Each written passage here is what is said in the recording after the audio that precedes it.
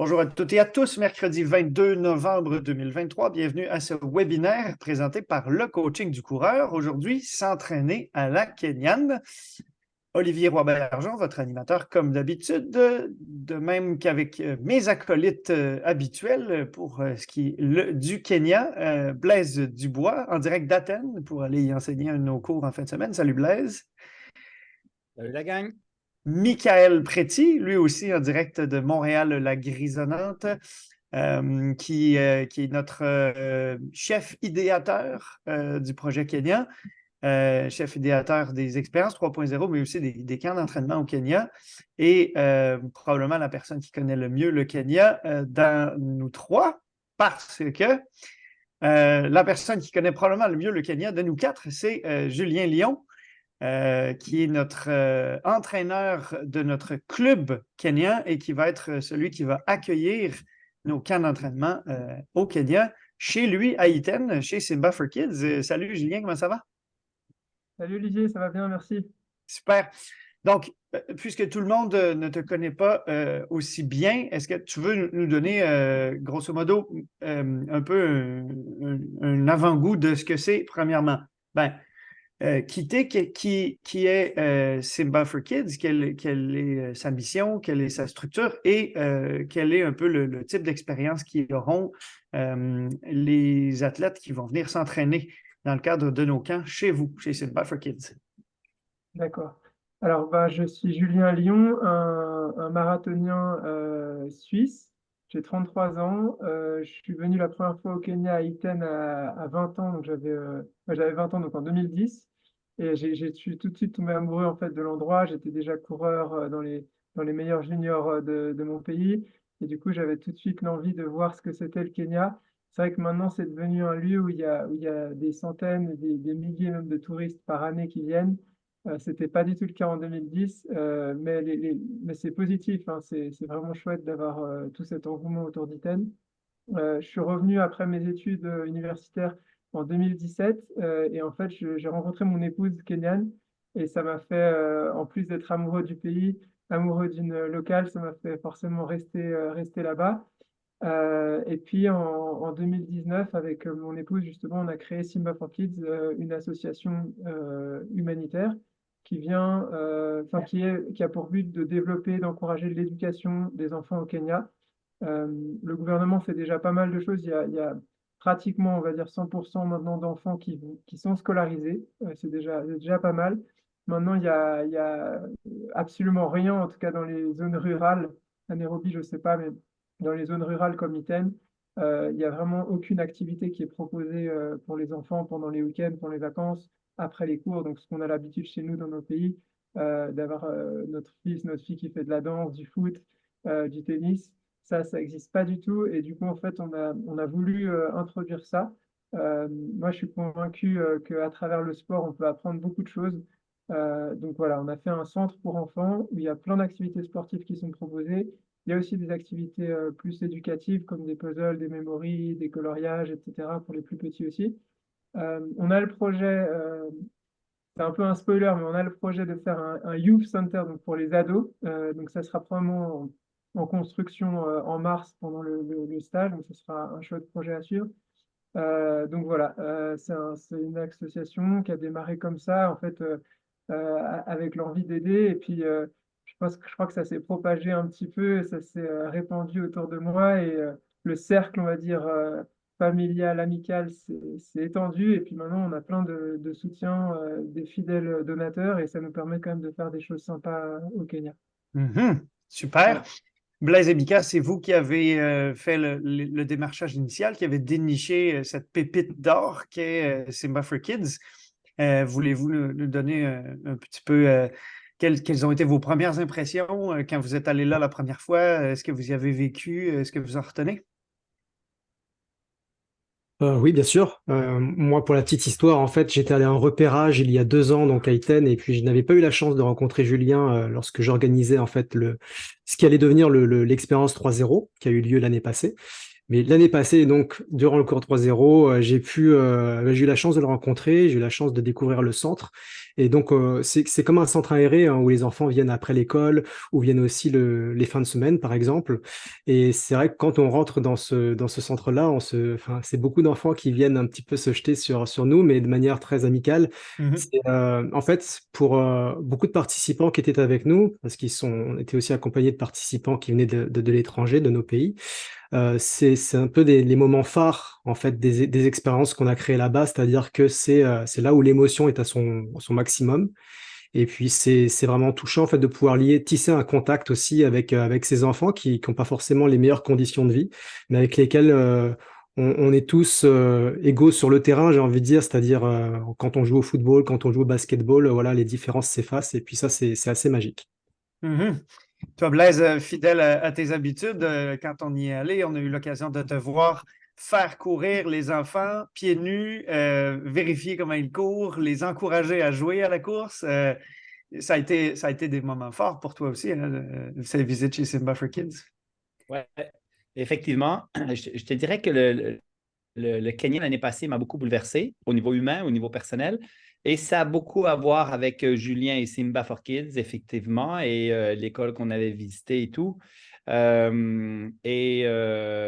Écoute, moi, j'ai décidé cette année de vivre un voyage particulier avec toute la famille. Donc, j'amène mes 3 filles, ma mère, avec moi et on vient 10 jours, une semaine avant à Simba for Kids, avant que les autres arrivent pour vivre encore une fois cette expérience-là. Alors, mes filles sont en train de préparer des cours de danse, Julien, des cours de volley, parce que mes filles jouent au volley, ils font de la danse de haut niveau. Donc, on a plein de choses qu'on est en train de préparer pour toi, pour se mélanger. Mais moi, effectivement, ça a été quelque chose personnellement extrêmement riche. Et je me suis dit, je peux pas, il faut absolument que mes filles vivent ça voilà, j'appellerais pas ça de l'humanitaire. C'est comme vivre une expérience, c'est se mélanger aux gens, c'est voir comment les Kenyans arrivent à être si heureux, à la limite parfois même extrêmement en santé, heureux et intelligents, mais avec une pauvreté de moyens, en fin de compte, qui est existant parfois là-bas, souvent. Et je dis souvent à mes filles, tu sais, on n'a pas les mêmes pauvres, nous, au Québec. Malheureusement, nos pauvres sont aussi souvent un peu pauvres de tout, donc pas juste au niveau monétaire, mais ils ont souvent une moins bonne santé, ils sont parfois non éduqués et ainsi de suite. Et là, on voit vraiment au Kenya, il y a quelque chose de particulier autour de ça. Donc, ouais, Simba m'a vraiment bouleversé. Et pour moi, c'est l'expérience d'une vie, entre autres pour mes filles, de les amener vivre ces moments-là et d'échanger, de pouvoir créer quelque chose avec les tout jeunes Kenyans. Et je pense que ça va être génial. J'ai vraiment, vraiment hâte. Hmm. Toi, Julien, qui côtoie ses enfants depuis quand même longtemps, là, tu dis que ça fait plus qu'une décennie maintenant que tu es un régulier d'Iten avec tes allers-retours avant d'aller t'y installer. J'imagine qu'il y a certains de ces enfants, adolescents qui sont maintenant devenus des adultes, des jeunes adultes. Tu as dû en voir certains devenir même des coureurs de très bon niveau, qui se démarquent au niveau régional, qui ont peut-être même fait des percées à l'international. Ouais, alors des coureurs, pas pour l'instant, parce que l'association, elle va avoir 5 ans. Là. Quand vous allez venir en mars, ça sera exactement les 5 ans de l'association. Donc voilà, comme ça s'adressait à des enfants plutôt de 5 à 12 ans. Ils sont encore un peu jeunes pour être des champions olympiques, mais c'est possible. Mais pour vous faire vous dire une petite anecdote, là, je suis très content parce qu'il y en a un, on l'a soutenu. C'est un orphelin en fait qui vivait tout seul dans une petite maison. On pourra sans doute aller voir pendant le stage une petite maison en terre, orphelin. Quand on l'a rencontré, il devait avoir, il y a 4 ans, il devait avoir 15-16 ans, tout seul, il vivait tout seul. Et là, maintenant, bah, il a 20 ans et en fait, on l'a engagé. Il a fait une formation un peu de paysagiste, jardinier paysagiste, et il a bien aimé. Après ses études, il n'était pas hyper scolaire, mais c'était un chouette gamin. Et puis, on l'a engagé maintenant pour s'occuper justement du gardiennage et ouais, du paysage d'un centre d'entraînement et de Simba for Kids. Donc c'est une chouette histoire. Et ouais, j'espère qu'on en aura d'autres comme ça. On accompagne justement, au-delà des activités qu'on propose, on sponsorise quelques enfants. Pour leurs études, on paye les frais de scolarité, surtout en internat, parce que ça se fait beaucoup au Kenya. Et voilà. Donc, mais en tout cas, merci beaucoup pour ouais, vos remarques et ce que vous avez dit là, Michael et Blaise, ça m'a beaucoup touché. Je suis content. Merci beaucoup. Et puis c'est vrai que c'est quelque chose, même moi, après 4 5 ans, c'est un endroit où quand j'y retourne, il y a quelque chose, quoi. Il y a une atmosphère indescriptible où même si j'ai pas trop le moral parfois, je vais là-bas et puis tout de suite, en fait, ça donne une bouffée d'oxygène assez incroyable. Oui. Bon, c'est encore plus pertinent que tu mentionnes l'oxygène à l'altitude à laquelle ça se trouve. Euh, on aurait dit, quand on était là-bas, en fait, que si tous les enfants occidentaux rêvent de devenir pompiers ou astronautes ou juges en chef de la Cour suprême avec des professions qui sont très cérébrales ou qui sont très archétypiques, on dirait que tous les jeunes enfants au Kenya, quand on leur demande ce qu'ils veulent devenir quand ils vont être plus grands, ils disent tous coureurs. Est-ce que C'est un c'est une peu cliché. exagération ou parce que c'est sûr que c'est ceux qu'on a vus quand on courait et qui Ouais, ouais, couraient avec nous, mais on dirait vraiment qu'il y a quelque chose dans l'air ou dans l'eau ouais, là-bas qui fait que tous les jeunes enfants baignent dans la course à pied et dans ouais. l'espoir d'une performance future. Non, il y a quelque chose, c'est clair, il y a vraiment un truc autour de la course à pied. Maintenant, il y a un tout petit peu le vélo qui se développe, tant mieux, je pense. Peut-être des opportunités, enfin certainement des opportunités en plus pour ces jeunes, parce qu'il y a tellement une compétition tellement difficile au Kenya. Il y a rien qu'à Iten, qui est un relativement petit village, il y a 2000, 3000 coureurs.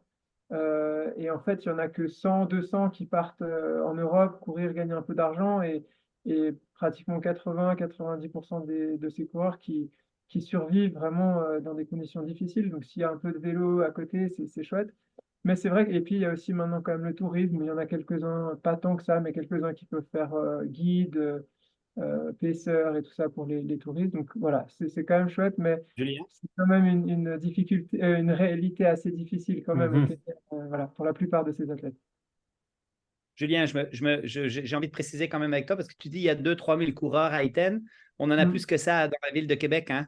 La différence, c'est que tes 2 000 à 3 000 Mm. coureurs à Iten, ils font tous en dessous de 30 minutes sur 10 kilomètres. Ouais. C'est juste. Tu parles bien de coureurs de haut niveau. Oh, Et quand je dis en ouais. dessous, donc voilà, donc c'est vraiment quelque chose de particulier que de savoir que même sur ces coureurs-là qui seraient les meilleurs coureurs du Québec, par exemple, si je prends le Québec, effectivement, il y en a 90% et plus qui voyageront jamais parce qu'ils sont passés pris en charge ou compétitifs pour avoir le billet d'avion payé pour aller faire des compétitions ailleurs. Mais on Ouais, parle c'est quand très même juste. d'athlètes de haut niveau, d'athlètes qui C'est s'entraînent et qui ça. sont très forts. C'est ça qui est intéressant. C'est vrai que chez nous, il y a peut-être une dizaine, je ne sais pas au Québec, mais en tout cas en Suisse, il y en a eu, ça se compte sur les doigts de la main, les coureurs professionnels. Par contre, il y a énormément de joggers. Là, il y a une course, ça s'appelle la course de l'escalade à Genève dans une semaine, et il y a plus de 50 000 participants. Au Kenya, les courses, ça se limite vraiment aux professionnels. Et il y a pas de joggers, quoi, comme chez nous, des gens qui, après le boulot ou avant le boulot, vont faire leur petite footing pour la santé, ça n'existe pas encore. Mhm. Ça existe un peu dans les villes plus grandes villes, forcément, où il y a des fitness, etc., un peu plus comme chez nous, mais dans les villages ouais, ruraux, ben, il y a vraiment rien et ça n'existe pas. Le jogging pour la santé ou pour le plaisir, c'est pas encore d'actualité là-bas. Mais parlons-en justement, s'entraîner à la kenyane, puisque c'est l'objectif de notre discussion d'aujourd'hui. Euh, S'il n'existe pas vraiment de population qui utilise la course à pied comme moyen pour se garder en santé, probablement parce qu'ils ont déjà un mode de vie suffisamment actif pour être en bonne santé, travaillant pour la forte majorité d'entre eux dans les champs ou ayant des emplois manuels dans la région d'Iten qui est très, très agricole, rurale. Euh, tous ceux qui courent, tous ceux qu'on côtoie là-bas quand on est présent, euh, ont quand même des particularités quant à la structure de leur semaine d'entraînement, quant à la structure de leur année d'entraînement, quant à leurs objectifs de performance. Toi qui y es depuis longtemps, tu as pu voir quand même qu'un certain modèle qui s'est cristallisé au Kenya.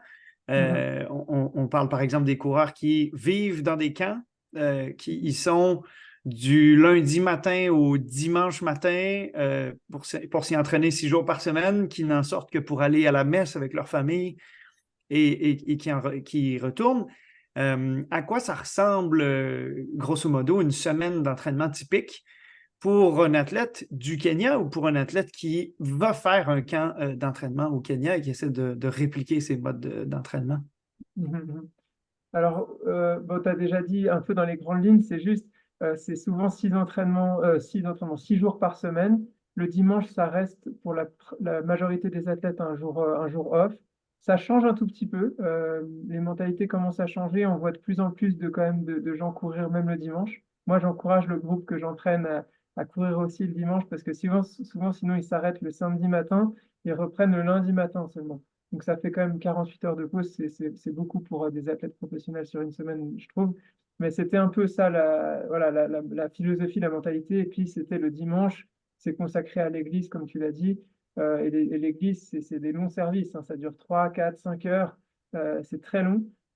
Souvent, les gens aiment bien aller voir. Je ne sais plus si vous étiez allé, je crois que vous étiez peut-être allé, Michael. Blaise, il n'est pas seulement allez. Je veux-tu raconter pour l'anecdote? Ou Mika, tiens, raconte-nous à quoi tu as assisté quand tu es allé à la messe au Kenya avec Blaise. Ah ben on s'est retrouvé avec Blaise sur l'estrade, si je peux dire. Enfin, sur la scène plutôt. Mais non, c'était assez drôle quand même. Alors, je ne sais pas pourquoi c'est moi qui ont choisi. Ils ont trouvé que j'avais l'air d'un preacher, mais oui, effectivement, j'ai dû aller faire le speech sur la scène pour dire on est venu chercher le secret kenyan. On ne l'a pas encore trouvé, mais il sera bientôt. Donc, avec mon anglais dans l'anglais kenyan. Ouais. C'était très drôle. Ouais, donc, on est déjà familier avec le modèle. Par contre, nous, étant des Occidentaux, la messe, pour nous, c'est plutôt une curiosité ethnographique qu'un véritable rituel pour lequel on s'arrête de s'entraîner. Donc, pendant qu'on était là-bas, on a suivi un peu le mode d'entraînement des 6 autres jours de la semaine. Alors, ça veut dire que ça commence tôt le matin et que donc les Kenyans choisissent les heures auxquelles ils s'entraînent aussi pour avoir les meilleures conditions possibles parce que on est à 2400 mètres d'altitude et sur l'équateur, donc ça peut être assez chaud pendant la journée. On a vu très peu de coureurs sortir autour du midi, début d'après-midi. Très chaud. Exactement. Souvent, ça commence pour la majorité, c'est à 6 heures du matin, exactement 6 heures. C'est assez impressionnant, ça, quand même, quand on vient à Iten et qu'on sort à 6h, 6h10, 6h20 le matin, on voit des groupes de 30, 40 partir dans tous les sens. C'est quand même assez unique comme scène. Et donc, ça, c'est souvent le premier entraînement. Et après, il y a un autre entraînement l'après-midi à 16 heures qui est un peu plus court généralement. Il y a aussi parfois le fartlek, le fameux fartlek kényan à 9 heures du matin. Donc certains, ils vont quand même faire un footing de 30-40 minutes à 6 heures et puis ils enchaînent avec le fartlek à 9 heures. Et ça fait peu de temps, mais voilà. Et puis certains rajoutent même une troisième séance à 16 heures. Mais souvent, le modèle, c'est vraiment le matin à l'après-midi. Donc le matin très tôt avant qu'il fasse chaud. Sachant qu'il ne faut pas non plus s'attendre à avoir des températures tropicales à 6 heures du matin. Je pense que ça, c'est un peu un choc pour certains. À 6 heures du matin, c'est quand même la petite veste, le collant long ou quelque chose comme ça, parce qu'il fait 10-12 degrés. Il suffit qu'il y ait un peu de brouillard, voilà, un peu d'humidité et ça fait quand même froid. Donc, ce n'est pas les températures qu'on a en ce moment en Europe et au Québec, mais quand même, c'est froid. Et donc, voilà, c'est ça le modèle. Donc, ça fait souvent une douzaine de séances quand même par semaine, pas mal de kilomètres.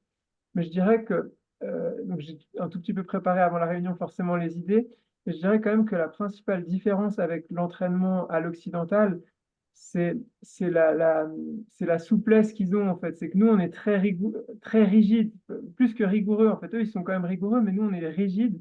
Je coach quelques athlètes de bon niveau en Europe. Et en fait, s'ils ne respectent pas à la lettre le programme, ils ne se sentent pas bien. Donc, par exemple, quand je dis vous faites un footing 1 heure easy, ils vont toujours faire à peu près 12 km/h. Ça va être 5 minutes, 5, 10, 5, 15 km, mais ça va être quand même dans cette fourchette-là. Alors que les Kenyans vont beaucoup s'écouter. Et j'ai une petite anecdote aujourd'hui, par exemple, normalement, quand les Kenyans ils vont easy, c'est plutôt quand même vers les 13, 14, parfois 15 km/h, les hommes en tout cas. Et aujourd'hui, il y avait un entraînement easy le matin, normalement 40 minutes. Et il m'a dit, ouais, j'ai fait 1 heure, 10 km. Je me suis dit, tiens, c'est pas très rapide ça. Il m'a dit, non, non, c'était tout tranquille. Donc voilà, c'est pour dire que même les athlètes élites qui font 27-28 minutes au 10 km peuvent faire des footings parfois très très lents. Et surtout, ils s'écoutent en fait. un truc je pense qui est une bonne métaphore, c'est qu'ils sont vraiment connectés à leur corps et pas connectés à leur montre ou à leur smartphone.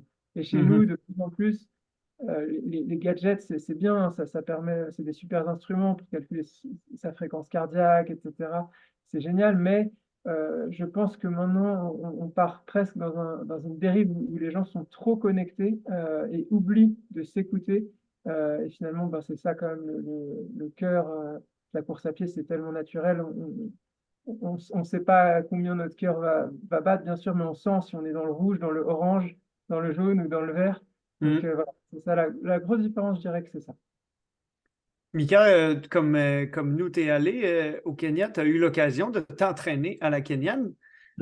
Pourtant, ni toi ni moi, on est des coureurs de très haut niveau. On est très, très loin du 26-27 minutes sur 10 kilos, mais quand même, on faisait le bi-quotidien. Quand même, on courait une douzaine de fois par semaine.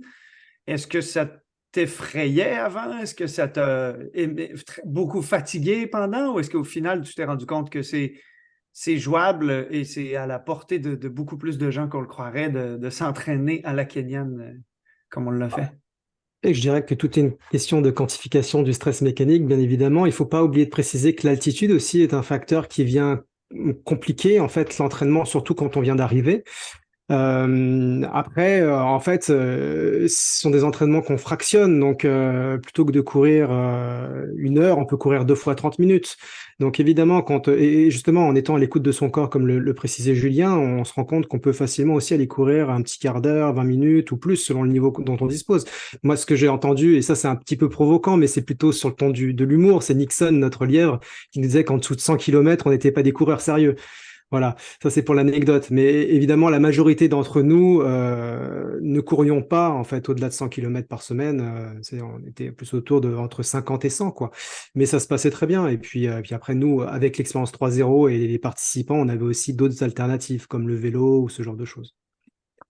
Blaise, toi, tu as eu une période où quand même tu t'entraînais à un très haut niveau. Tu as eu une période où tu accompagnais les délégations canadiennes dans des championnats de très, très haut niveau. Donc, tu as pu côtoyer l'élite canadienne. Tu as pu faire partie des coureurs qui s'entraînaient très sérieusement d'un point de vue canadien.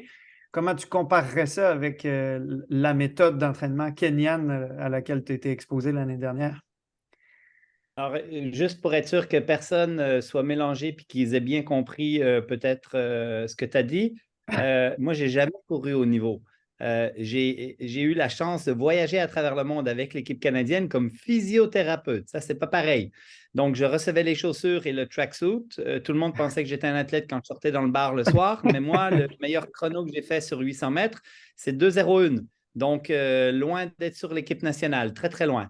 Et voilà, donc, non, c'est vraiment intéressant quand même de voir comment, en fin de compte, au Kenya, en fin de compte, on a vraiment la culture de la simplicité parce qu'il n'y a pas les ressources, il n'y a pas la technologie, il n'y a pas non plus, la majorité du temps, les connaissances. Donc, les gens vont s'entraîner, ils partent avec des génétiques fabuleuses. Ils sont dans des modes actifs dès le plus jeune âge où ils vont se déplacer pour aller à l'école et faire du déplacement en bas âge de façon déjà assez conséquente et plusieurs d'entre eux pieds nus ou en chaussures plutôt simples, minimalistes, du moins ils n'en ont pas une à chaque année. Et ce que ça fait finalement, c'est que ça donne des corps robustes, ça donne des corps solides. Et en fait, moi, c'est ça qui est impressionnant, c'est qu'il y a une masse de coureurs qui, en fin de compte, courent facilement en dessous de 30 minutes sur 10, mais parce que c'est un mélange de génétique et d'habitude de vie qui les amène là. Et à un moment donné, ils arrivent à l'adolescence et ils disent ben, moi, j'ai envie d'être coureur pro et ils commencent à courir, mais ils ne partent pas avec rien du tout.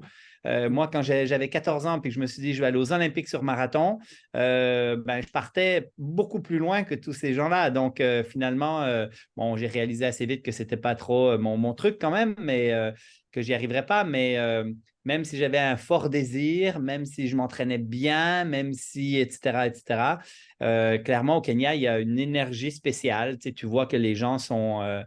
il y a quand même une masse de coureurs de haut niveau à Iten, c'est pas pour rien. Il y a quand même une partie où la génétique et leur morphologie et l'altitude et leurs conditions et leur leur capacité cardiovasculaire et cardio-respiratoire en lien avec leur développement les aide à facilement être à du haut niveau quand même.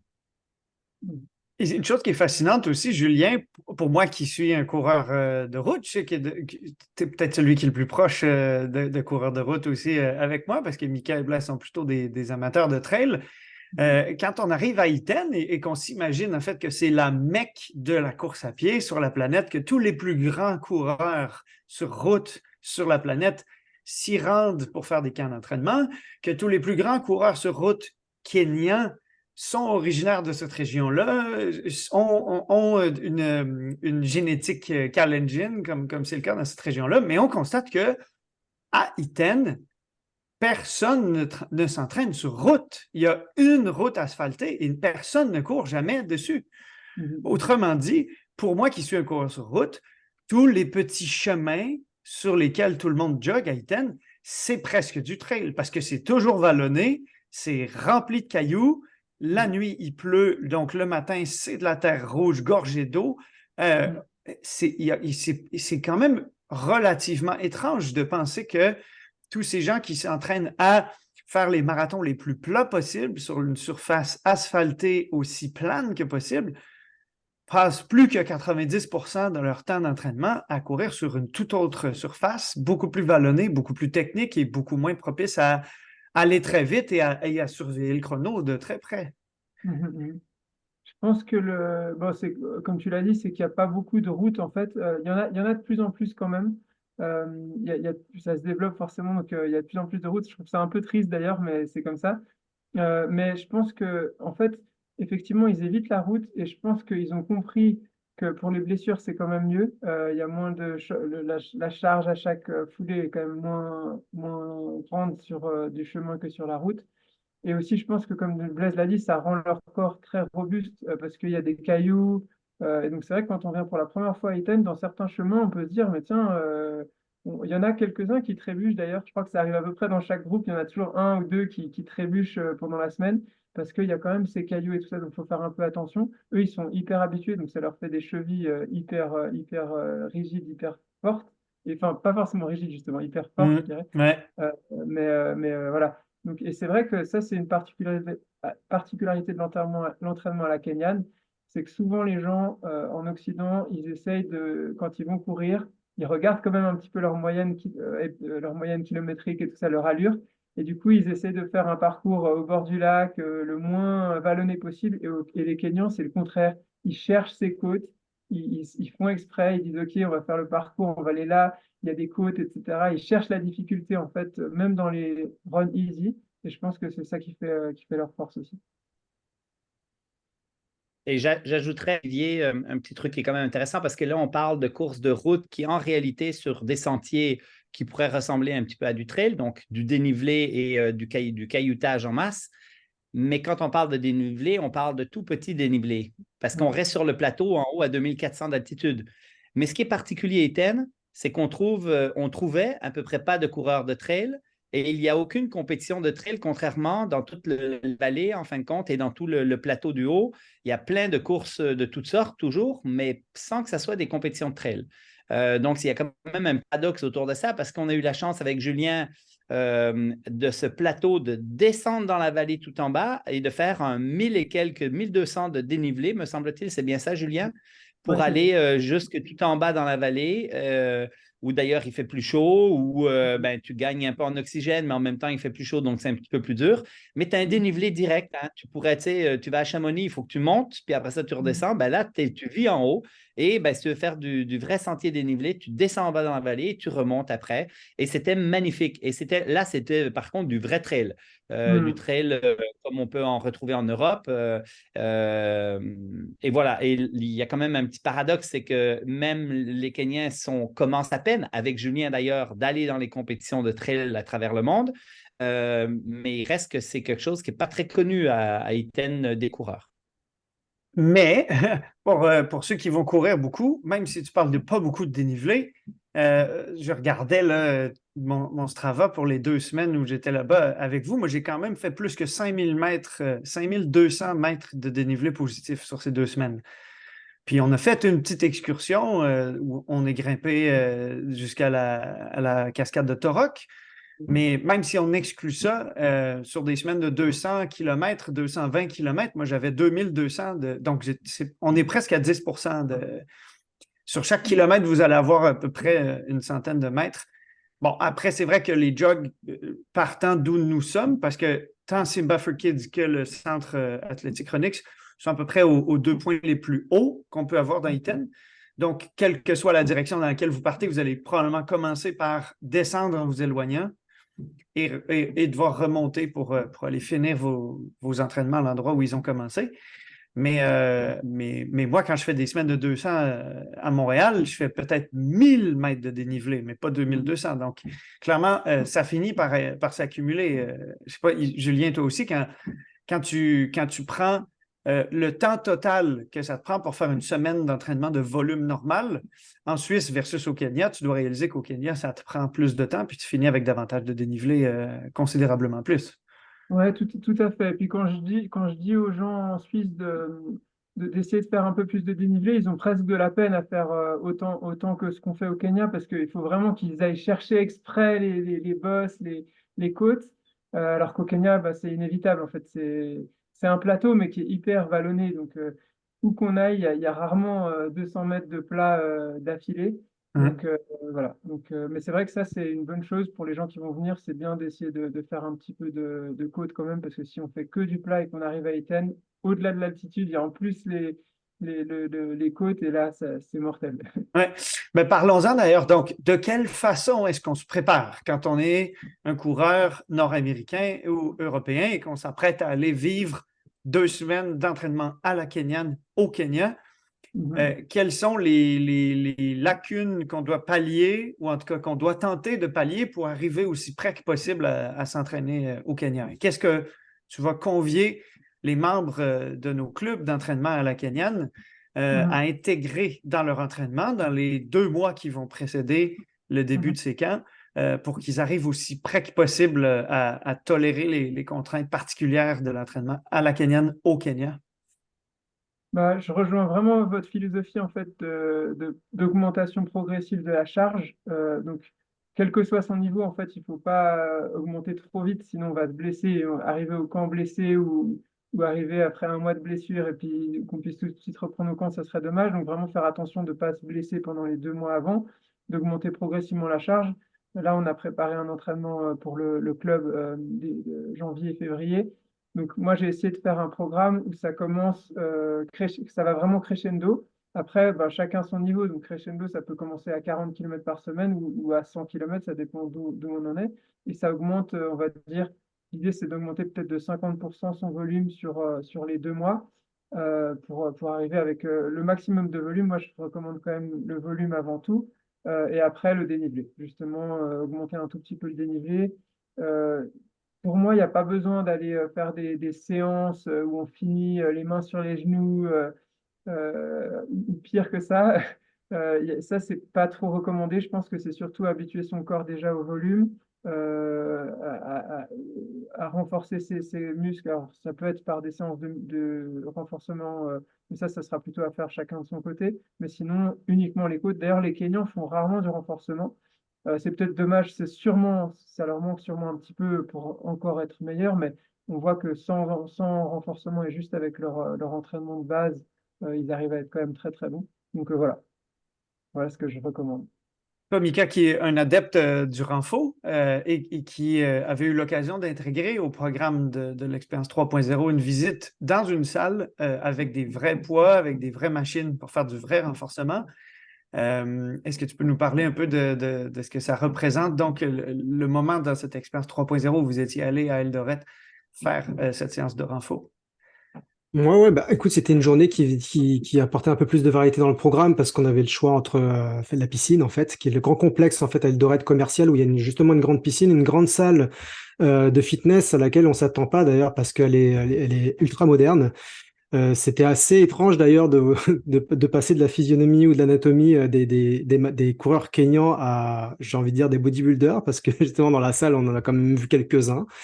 Mais effectivement, moi je trouve que ça manque, en tout cas chez Aiten, chez les coureurs kényans, ce renforcement. Maintenant, j'ai quand même l'impression que, bah, tu vois, quand on regarde Kipchoge, par exemple, il va souvent à cette salle, la salle d'Eldoret. Peut-être que Julien, toi, tu peux nous en dire un peu plus, mais moi de ce que me disaient les entraîneurs qui étaient sur place, c'est que Kipchoge et éventuellement les Lièvres, ou en tout cas certains de son équipe, allaient s'entraîner régulièrement en salle. Alors après, c'est peut-être des exercices de step, des choses sans charge lourde, mais j'ai l'impression qu'ils font quand même un peu de renfort. Ouais, c'est vrai. Bah, c'est drôle parce que la salle dont vous parlez, elle est exactement à 500 mètres de chez moi. Donc, j'y vais pas souvent parce que justement, moi, je suis pas un grand. C'est pas que je suis pas un grand adepte, j'y crois beaucoup, mais j'avoue que j'aime trop courir, être dans la nature, et j'ai du mal à être dans la salle et avoir la rigueur de faire ces exercices. Mais j'espère, Mika, que tu pourras me pousser à les faire et m'apprendre sans doute des choses intéressantes. Mais c'est vrai que c'est drôle parce que j'y vais rarement. Franchement, j'y étais peut-être 3, 4 fois. Et une des 3, 4 fois, j'ai croisé Kipchoge. Donc effectivement, je pense il y va chaque semaine au moins une fois. Et ça fait sûrement la différence. Ça doit être quand même sacrément impressionnant de voir. Ben, en même temps, c'est les visages connus parce que peut-être que en 2021-2022, tu as croisé Kelvin Kiptoum 182 fois, mais tu ne savais absolument pas qui c'était. Puis ensuite, il a couru 2:01:53 à Valencia. Puis là, tout d'un coup, tout le monde s'est mis à dire Kelvin Kiptoum. Mais quand on est à la piste du stade Kipchoge ou quand on est dans ce complexe-là, on côtoie quotidiennement des coureurs qui vont courir 2:02, 2:03, 2:04 sur marathon dans les prochains mois. On n'a aucune idée de qui ils sont, mais on est constamment entouré de ces personnes, un peu comme Mika les mentionnait, là, tout petit, 1,55 m, 50 kilos, ectomorphes, tous avec le crâne rasé, tous avec les joues creuses, tous avec des tout petits bras, des tout petites jambes, mais tous qui sont capables de jogger des marathons à des allures auxquelles nous, on sprint. Et on a donc cette espèce d'impression-là que ils ont quelque chose de plus que nous. Ils ont un avantage génétique. Ça ne se peut pas qu'ils soient aussi performants, aussi nombreux, alors que nous, on ne l'est pas.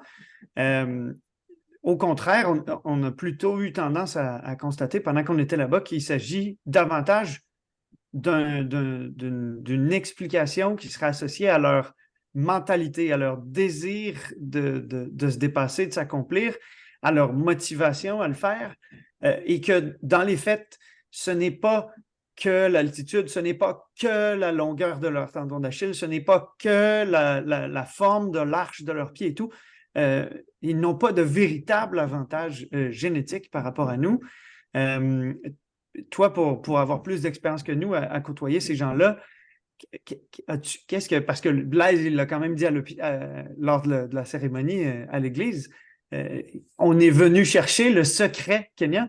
Est-ce qu'il y en a un secret kenyan? Est-ce que tu as découvert quelque chose, toi, depuis le temps que tu es là-bas, Julien? Je pense que pour résumer un peu, c'est tout ce qu'on a dit, ça veut dire qu'effectivement, leur style de vie, les conditions dans lesquelles ils vivent depuis tout petit, de marcher pieds nus ou en chaussures minimalistes, de courir dans les sentiers avec des cailloux partout, ça fait beaucoup. D'avoir aussi des conditions assez précaires, donc il n'y a pas trop de surpoids ici. Et puis même, c'est même des fois un peu sous-nourris, mais ça les rend durs en fait. Et c'est vrai que ça, après, ça se transmet aussi par un mental qui est vraiment impressionnant. Moi, je le vois avec les athlètes, il n'y en a jamais un qui se plaint. J'ai jamais entendu un gars à la fin de la séance dire Coach, c'était trop dur. Je dis ça a été, ils disent oui, oui, c'était pas trop dur. Non, non. Donc voilà. Et je pense qu'ils le pensent vraiment parce qu'ils ont tellement eu des choses dures que c'est pas dur pour eux. Et aussi, on est un peu des angoissés, nous, quand même. Moi, je le suis, mais je vois que quand même, c'est un petit peu caucasien, ouais, cette espèce d'angoisse, un peu de très stressé et tout ça. Et ça, c'est à tout niveau, hein, des gens qui vont courir leur marathon en 4h30, en 3h, en 2h30. À tout niveau, je trouve qu'il y a cette espèce d'angoisse, alors que les Kenyans, ils jouent tout, quoi, en fait. Ils jouent de rester dans la pauvreté ou de pouvoir construire leur villa avec leur famille, etc. Et en fait, ils n'ont pas ce stress qu'on a. Et je ne sais pas exactement d'où ça vient, mais je trouve ça assez admirable et inspirant. Et je pense que, comme tu as dit, c'est pas que la génétique. Moi, je pense qu'il y a une petite partie. mais après, il y a l'altitude, etc. Mais il y a aussi justement ce mental qui est, je pense, on ne peut pas le mesurer, ça, pour l'instant. Il y a sûrement des études et tout qui essaient d'aller dans ce sens, mais il y a clairement ils ont clairement une force mentale qui est impressionnante. Après, si je peux me permettre, moi, ce que j'ai remarqué lorsque j'étais là-bas, c'est que déjà quiconque s'est aventuré sur les sentiers ou les chemins caillouteux se rend compte que même les enfants courent, c'est-à-dire qu'ils courent par plaisir, justement, avec un certain niveau et chaussés n'importe comment. D'ailleurs, on se rend vite compte que, y compris les adultes, en fait, ils sont capables de performer avec ce qu'ils ont au pied, c'est-à-dire que des chaussures qu'on leur donne ou des chaussures qu'ils trouvent, ou des chaussures ultra abîmées. Donc, j'ai envie de dire que même la chaussure, parfois, n'est pas un frein, justement, à la performance. Après, on parlait du mode de vie, justement. C'est intéressant parce que, vu qu'on a fait des cas cliniques dans le cadre de l'expérience 3.0, on se rend compte que beaucoup de Kenyans sont blessés, en réalité. Simplement, ils vont vous dire, bah là, j'ai une petite douleur, j'ai une petite inflammation, ça m'empêche de faire des fartleks comme je voudrais, mais ils courent quand même 100 km par semaine. Et c'est ça aussi une grande différence avec nous, c'est-à-dire que nous, dès qu'on va avoir un petit bobo quelque part, si jamais on n'est pas outillé ou éduqué, on va avoir tendance, parfois, pire des choses, à prendre des anti-inflammatoires et à s'arrêter 3 semaines, alors qu'en réalité, on pourrait juste mieux quantifier et puis faire un petit peu de course progressivement en fractionnant les séances.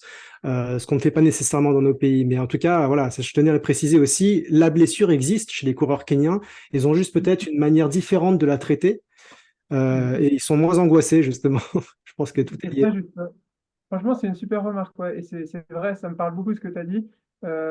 En vrai, ils sont, comme tu as dit, il y en a qui ont des blessures, mais c'est pas le même rapport à la blessure. Comme tu as dit, nous, on va s'arrêter, on va paniquer. Moi, j'ai beaucoup d'athlètes, ils ont une petite douleur, ils me disent, ah, j'ai un petit peu mal là, qu'est-ce que je dois faire? Et les Kenyans, non, en fait, ils continuent, ils réduisent la charge, mais comme tu as dit, ils s'arrêtent rarement, hein. Ils s'arrêtent pratiquement jamais, Mm. à moins qu'ils aient une Leur fracture. traitement de choix, c'est Leur traitement de choix, c'est d'aller sur le terrain de foot, bien plat, un petit peu plus mou, et de tourner en rond là où le marché de Iten est. Fait que si jamais tu veux voir des coureurs blessés, ben, tu vas sur le bord du terrain de foot et tu en vois quelques-uns qui courent en rond. Puis pas qu'en rond, hein, aussi, parce qu'on voit qu'ils font des diagonales. Alors, tu vois toute cette zone quasi parallélogramme là, qui est le pourtour, mais tu vois aussi qu'ils prennent les diagonales pour faire des sprints. Donc, peut-être quand ils commencent à se sentir mieux. Mais effectivement, il y a cette particularité aussi dans la psyché collective des Kenyans de dire, et c'est aussi vrai en Éthiopie, pour avoir lu aussi un bouquin d'un ethnographe qui est allé étudier la manière dont les Éthiopiens s'entraînent. euh, Tout ce qui est de la basse intensité, ce qu'on appellerait de l'endurance fondamentale, toujours sur des surfaces naturelles, des petits sentiers forestiers, des petits chemins de terre, des aires gazonnées comme celle-là. Les séances sur piste, qu'on fait clairement sur piste, et la séance hebdomadaire, le samedi matin à 6 heures sur la route de Moïben, où là, on met les carbones, on va sur asphalte, on court en peloton.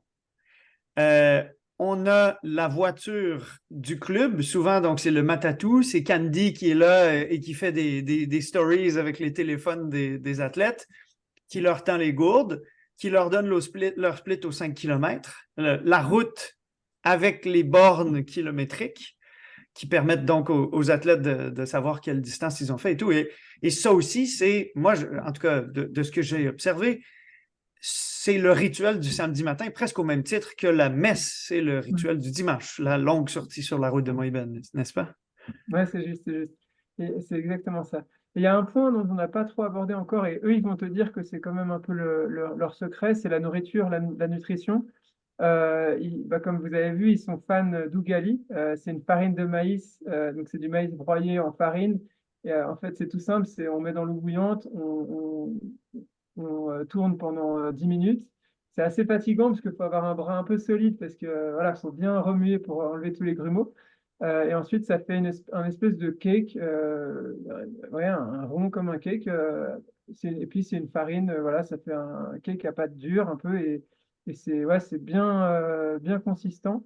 Eux, ils en mangent des énormes quantités. Nous, souvent, quand c'est la première fois qu'on en mange, les gens aiment bien, mais sans plus. Donc, ils en prennent un cinquième de la portion kenyane. Et ça suffit. Mais eux, ils prennent vraiment des énormes quantités de ça. Ils en mangent matin, midi et soir pratiquement. Le midi, sinon, c'est du riz et des pommes de terre. Mais souvent, au petit déjeuner, en fait, tu manges des restes de l'ugali du soir avec un peu de thé ou de thé avec du lait, comme ils font. Et ouais, c'est assez simple comme régime. C'est vraiment. Moi, j'arrive pas, par exemple, parce qu'en fait, c'est vraiment répétitif, quoi. C'est tous les jours la même chose, la même chose, la même chose toute l'année. Donc, au bout d'un moment, moi, je peux pas, parce que j'ai été trop habitué au luxe, malheureusement. Mais c'est vrai que ça, c'est aussi un avantage qu'ils ont, c'est ils arrivent à tenir des régimes comme ça, sans souci, parce que pour eux, c'est normal. Donc, ils n'ont pas besoin de leur spaghetti bolognaise, pizza, ça leur manque pas, eux. Donc voilà. Donc ça, eux, ils vont te dire que c'est leur secret, l'Ougali, et je pense pas que c'est vraiment ça. Il y a de plus en plus d'études aussi. Probablement que c'est un peu comme le renforcement, où ils en manquent, et les meilleures équipes le font, comme Kipchoge. Probablement que pour la nutrition, c'est pas idéal. Ça manque certainement de protéines, par exemple. Et c'est quelque chose sans doute que les écuries, les plus grandes équipes vont avoir un avantage là-dessus en ayant une meilleure alimentation. Mais ça reste probablement bien meilleur que ce qu'on a nous avec les fast-foods, etc. Beaucoup trop de sucre. Et puis ouais, un peu de la malbouffe, quoi. Parlons-en donc de la nutrition. Quand les membres de nos groupes qui vont les s'entraîner et séjourner chez Simba for Kids, j'imagine que l'Ougali est au menu, puisqu'on est au Kenya. À quoi donc est-ce qu'on peut s'attendre? Qu'est-ce qu'on mange quand on s'entraîne chez Simba for Kids? Bah, en général, les gens sont super contents, donc ça c'est déjà bien. On a un peu d'expérience parce qu'on a ouvert il y a 3 ans, donc on a évolué un tout petit peu. Avant, on était un tout petit peu plus très à la kenyane. Et je crois qu'il y avait par exemple 4-5 fois par semaine, donc ça fait quoi, sur 14 repas, il y avait 4-5 fois par semaine de l'ougali. Maintenant, on a réduit à 3 fois. Donc ça veut dire en gros un jour sur deux, souvent le soir plutôt. Donc, il y aura de l'ougali un petit peu. Après, voilà, il y a du riz. Mais voilà, ouais, c'est varié quand même. Il y a de la viande. Ça reste comme à la kenyane, mais c'est un mix entre la kenyane et chez nous. On va pas trouver des pizzas, par exemple. Euh, mais on va pas avoir riz lentilles tous les midis et ougali légumes tous les soirs comme ils font les Kenyans. Super. Pour donc les gens qui seraient intéressés dans nos camps d'entraînement, donc il y en a un premier qui se déroule du 1er au 11 mars. Celui-là, il est pour les athlètes qui ont plutôt des objectifs de progression. Toi-même en tant que coach, mais aussi avec les membres de ton équipe, ces athlètes-là vont pouvoir être coachés donc pour pouvoir s'entraîner presque aussi intensément que le font les Kenyans, pour pouvoir faire donc 2 séances quotidiennes, aller participer au fartlek soit le mardi, soit le jeudi, aller faire une séance hebdomadaire sur la piste, soit à Camarini, soit à Tambash, soit à Eldoret. La longue le samedi matin sur la route de Moïben pour participer à ce grand rituel aussi. Donc, est-ce qu'il y a d'autres éléments incontournables de la programmation d'un camp d'entraînement au Kenya dirigé par Julien chez Simba? Non, je pense que t'as dit dans les grandes lignes, c'était ce que tu as dit, la piste, le fartlek. En fait, c'est ça, on a dit au début, le programme, il s'organise comme ça. Il y a le mardi, le jeudi, le samedi, donc c'est souvent piste, fartlek, route. Donc ça, on va les suivre. C'est vrai que c'est impressionnant. Et bien sûr, là, le premier stage, il sera plus axé sur les gens qui veulent progresser, un peu performance, mais on ne demande pas non plus à des gens de faire moins de 30 minutes. Faire progression, ça veut dire peut-être faire 40 ou 45 minutes aux 10 km, mais être dans une dynamique de progression, dans une volonté de progression. Et quand même, il y a un petit peu des prérequis en termes de volume. Je ne sais plus exactement par cœur, mais il y a quand même un certain kilométrage demandé parce que si quelqu'un qui va faire que 50 km par semaine, ça va être un peu limite pour faire 2 entraînements par jour. On va pas non plus demander à la personne d'aller faire 3 km et de revenir. Ça va être un peu répétitif aussi de faire toujours la même route. Donc voilà, c'est surtout ça, c'est surtout d'avoir un minimum de volume. Et Blaise, ouais, peut-être tu peux continuer là-dessus. Non, mais je voulais juste rajouter pour ne pas faire peur aux gens, mais tu sais, moi, je suis quelqu'un qui ne cumule pas énormément de volume. Et quand j'étais au Kenya, on avait 2 entraînements par jour, mais bien évidemment, il y avait des matinées où je décidais de rester au lit parce que finalement, mon corps avait besoin de repos. Donc, il y a toujours quand même possibilité. On ne sait jamais, hein, il y en a peut-être qui vont arriver là-bas et qui vont dire, il y a 2 semaines, j'ai eu un petit bobo, donc on va ajuster, on va s'organiser pour que tout le monde y trouve son compte. Et c'est sûr que d'être bien préparé avant d'arriver là-bas, ça nous amène à pouvoir profiter davantage du voyage et de l'ensemble de tout ce qui est proposé.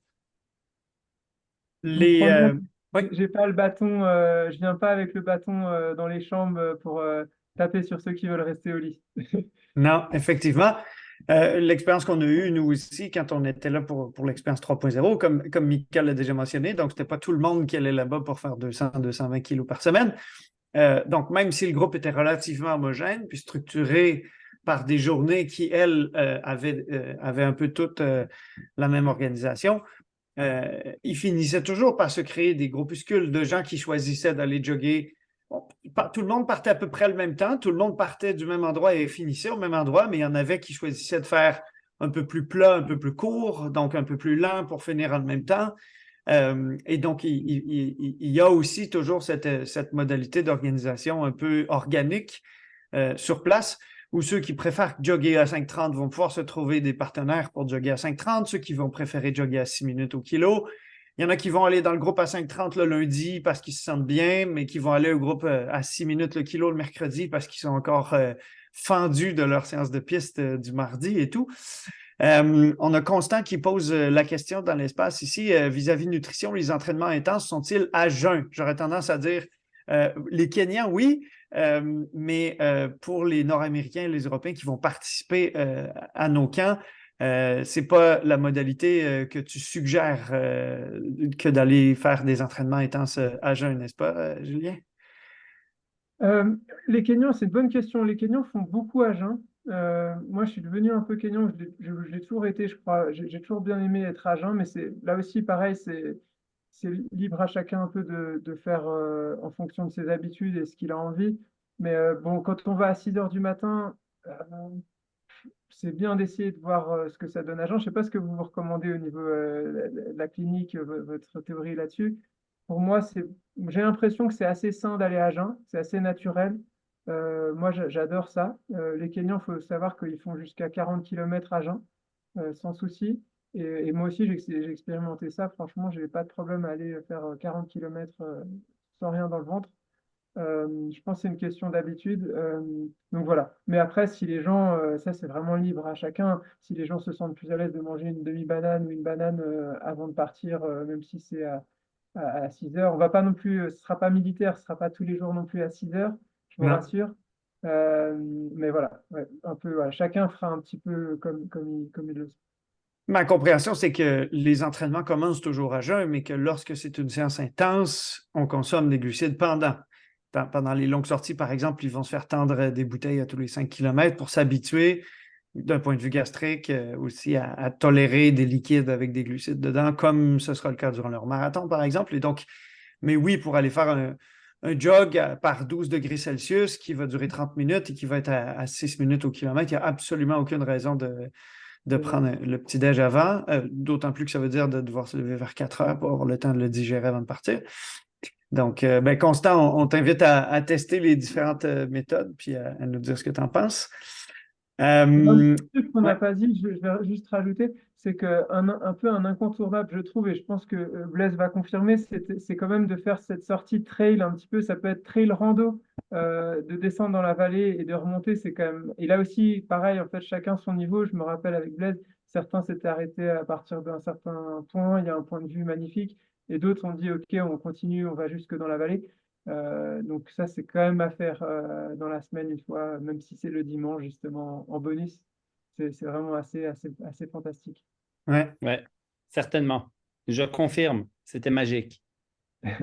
Alors, donc, pour les athlètes de tous les niveaux, comme on le disait, un premier camp qui sera orienté pour ceux qui ont des objectifs de progression, pas nécessairement pour des athlètes qui se considèrent comme étant de haut niveau, mais plutôt pour des gens qui, indépendamment de leur niveau, vont au Kenya pour chercher à faire un véritable camp d'entraînement.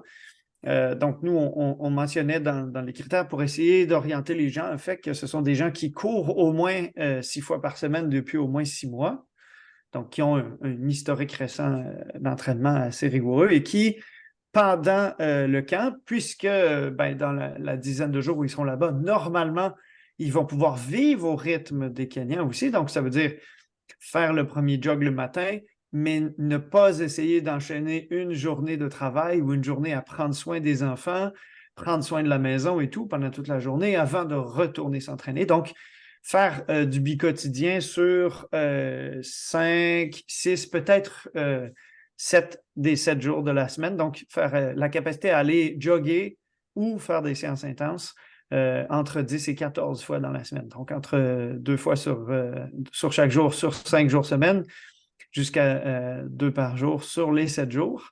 Alors que l'autre camp, qui sera pour les jours suivants, donc du 11 au 21 mars, celui-là plutôt pour les gens qui ont un objectif de découverte, ceux qui veulent donc découvrir le mode de vie kényan pour le plaisir, qui courent au moins 4 fois par semaine depuis au moins 4 mois, parce que quand même, il faut s'être entraîné. Donc là, 4 mois, en fait, ça veut dire donc novembre, décembre, janvier et février. On est dedans. Si vous voulez vous y mettre, c'est le temps. Et qui, donc, une fois rendus chez Simba, vont probablement faire 2 jogs par jour, les jours où c'est du jog, et faire seulement la séance difficile de la journée, par exemple le mardi, le jeudi et le samedi, sans nécessairement retourner jogger par la suite, et probablement aussi prendre la journée de congé le dimanche pour aller à l'église, participer au sermon comme, comme Blaise a pu le faire.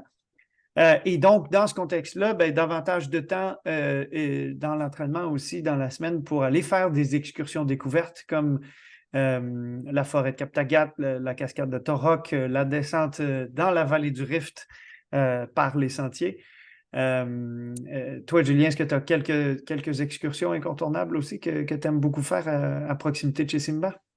Il y a, il y a à Moïben, justement, là où on fait l'entraînement sur route, il y a un parc avec des girafes. C'est assez sympa quand même parce que c'est à 20 minutes d'Iten, donc ça vaut la peine. Il y a aussi des éléphants dans la vallée. Le problème, c'est on n'est pas certain de les voir. Ça fait partie du jeu. C'est un safari et c'est pas les safaris non plus Masai Mara où on est sûr sur 1 ou 2 jours de voir les animaux. Là, c'est sur un one shot. On va le matin tôt. Et si on a de la chance, on voit des éléphants. Si on n'a pas de chance, on voit pas grand-chose, mais on voit quand même la réserve. Donc voilà, il y a ça. Et puis sinon, tu as mentionné plutôt les cascades de Torok qui sont vraiment très sympas. Il y a d'autres cascades aussi un peu plus sauvages, peut-être un peu moins connues, très proches d'Iten, qui sont faisables même en jogging sur une sortie de 1h30, 2 heures. On peut faire ces cascades. Donc voilà, donc il y a quelques trucs, il y a pas 10 000 activités non plus, mais il y a quelques trucs sympas. Et après, il y a Eldoret aussi, la piste, comme on a dit. Et puis, comme Mika a dit tout à l'heure, le complexe sportif qui est assez impressionnant, où s'il y a des nageurs, ça peut être sympa d'aller une fois nager là-bas, ou des adeptes de muscu comme Mika, faire une bonne séance de muscu à côté de Kipchoge. Voilà. Il y a un point, il y a un point d'ailleurs qu'on n'a pas précisé, mais sur la difficulté du séjour en lui-même, enfin, nous, en tout cas, on a pu l'expérimenter justement dans le cadre de l'expérience 3.0, c'est que quand on va là-bas en tant que participant, non pas en tant qu'organisateur, hein, on est censé être en vacances, entre guillemets, ou en camp d'entraînement, si je puis dire, mais donc on a du temps réservé à la récupération. C'est important de le préciser, parce qu'il y a beaucoup de gens qui peuvent être effrayés, se dire, il faut que je me prépare, il faut pas que je me blesse, il faut que je sois en forme, mais en réalité, les journées vont être consacrées à ça. Donc, du plaisir, du repos, du sport, et ça permet justement de pouvoir se réveiller le lendemain en étant dans une meilleure forme que dans son quotidien où on travaille, etc., quoi. Donc, voilà, les séjours vont tourner autour du sport et de la récupération. Ça change énormément, c'est juste. Et ça m'a fait penser à un point, c'est les massages kényans aussi que vous avez expérimenté, je suis sûr. C'est assez magique, c'est assez douloureux, c'est les premières fois, mais c'est quand même vraiment réparateur, je trouve.